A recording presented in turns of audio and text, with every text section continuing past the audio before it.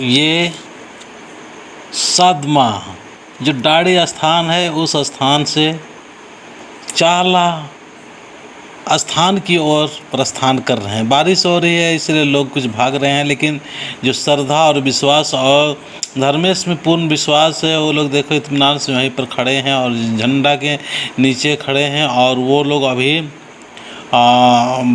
सरना स्थान पर वहाँ दाढ़ी का जल को लेके आएंगे। सिर में लोटा रखे हुए हैं और 3-4 डेगची जो था वो डेगची का जो पानी है उसको लेके आ रहे हैं। तो हम सारे आदिवासियों को देखिए किस तरह से श्रद्धा और विश्वास होना चाहिए। इसी तरह से अगर हम लोग सप्ताह में एक दिन आते हैं तो हमारे समाज क्यों नहीं बढ़ेगा, बढ़ेगा ज़रूर। इसमें हम लोग अच्छा ही देखना है अपना चीज़ को। सारे लोग अच्छा ही कहते हैं, लेकिन हम लोग तो ऐसा आदमी लोग हैं कि हम अपने ही चीज़ को अच्छा नहीं कहते हैं, अच्छा नहीं समझते हैं, अच्छा नहीं बोलते हैं और दूसरे का जो है उसको अच्छा कहते हैं, उसको अच्छा समझते हैं। और अपने जो महान धर्म है सरना धर्म है, इस सरना धर्म करते प्रेम करने की जगह पर अन्य दूसरे जगह पर जाकर हम प्रेम और उनको लगाव करते हैं, जिसकी वजह से आज हम लोग धीरे धीरे खंड खंड होते जा रहे हैं। एक आदमी कमज़ोर पड़ते जा रहे हैं। चलिए हम भजन के द्वारा आपको दिखाएंगे और आगे फिर बात बताएंगे। चलिए ठीक है।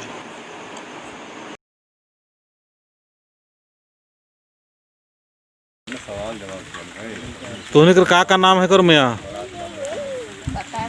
तोर का नाम है को है गीता और तोने कर रहे राजवंती परमिला मुंडा चिंती मुंडा और तोर रहे बता आपका नाम बताओ। भुला गलो नहीं नहीं सुने। ओहो नाम बता दे नाम ओ हाँ ठीक है।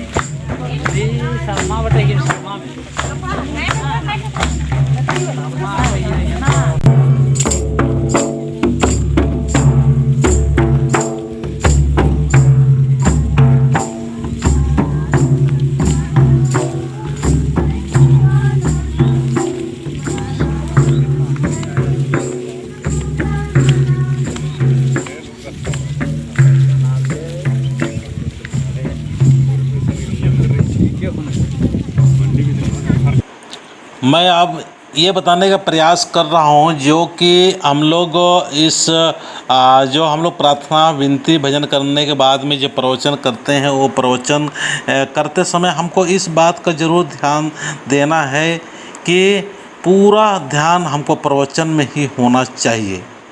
एक एक प्रवचन के शब्द को अंदर तक प्रवेश होने दे।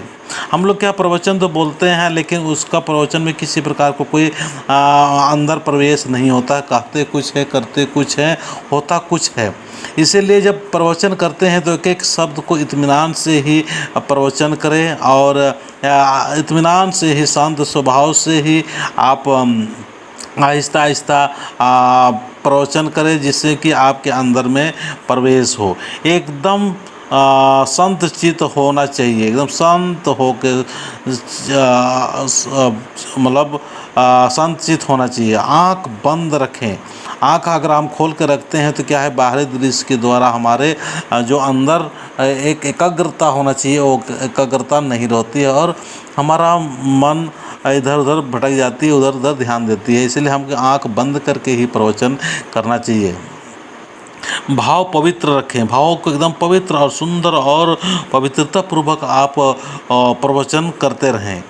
प्रवचन के एक एक शब्द के द्वारा अमृत रस निकल रहा है, इस रस का घूंट पीते जाए।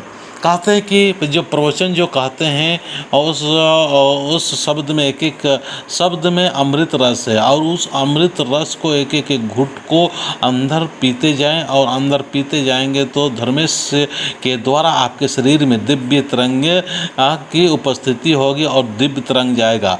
और जब दिव्य तरंग चलने लगती है तो हमको कैसे महसूस होगा?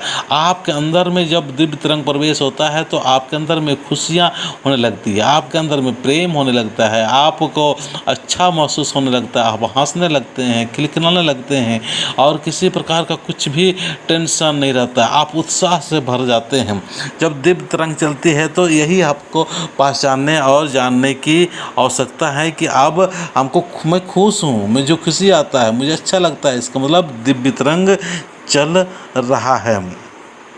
इस रस का घूंट पीते जाएं। दिव्य तरंग का जो है जो शब्द आएंगे उनका भी धीरे धीरे पीते जाएं, और उस रस में इतना घुल जाएं कि आपको सही में वो आपके तन को शुद्ध करेगा, आपके मन को शुद्ध करेगा, आपको आपके विचार को शुद्धता करते हुए आपके अंदर पॉजिटिव ऊर्जा से, सकारात्मक ऊर्जा से भर जाएंगे। और सकारात्मक ऊर्जा जब भर जाते हैं तो आपके आसपास से अच्छाई होने लगते हैं, लोग अच्छे अच्छे जुड़ने लगते हैं। जिस प्रकार के आप सोच होता है, जिस प्रकार से विचार होता है, जिस प्रकार के आपकी ऊर्जा चलता है, उसी प्रकार से आप बातें करते हैं, वैसे ही लोगों को भी आकर्षित करते हैं, ऐसे ही लोग आकर्षित करते हैं। जब पॉजिटिव बातें करेंगे, पॉजिटिव ही सोचेंगे तो पॉजिटिव लोग ही आएंगे, नेगेटिव लोग नहीं आएंगे, नेगेटिव लोग साइड होते जाएंगे। और अगर नेगेटिव आप बातें करेंगे तो नेगेटिव लोगों को ही आप आकर्षित करेंगे। इसीलिए हमको ध्यान देना है, प्रवचन करते समय पूरा प्रवचन में ध्यान रहना चाहिए, और एक एक घूंट को पीते जाएं, और एक एक जो शब्द है उसको, उस शब्द का अर्थ को जानते हुए अंदर तक जाने दीजिए। पीते जाएं, तन मन बुद्धि व्यवहार वाणी से शुद्ध होते जाएं, और पीते जाने के बाद में तन से, मन से, बुद्धि से, व्यवहार और वाणी से, शब्दों से भी पवित्रता होते जाए। जब कहते हैं कि शब्द अगर पवित्र होता है, शब्द के द्वारा अच्छा और मधुर शब्द निकलने लगता है, तो समझ लीजिए कि आपके अंदर भी पवित्रता है, आपके अंदर में भी अच्छाई है, और वही शब्द आपको भी कल्याण करेगा, वही शब्द आपके परिवार को भी कल्याण करेगा, वही शब्द आपके और हमारे देश को भी सफल और अच्छा करते ही जाएगा। इसलिए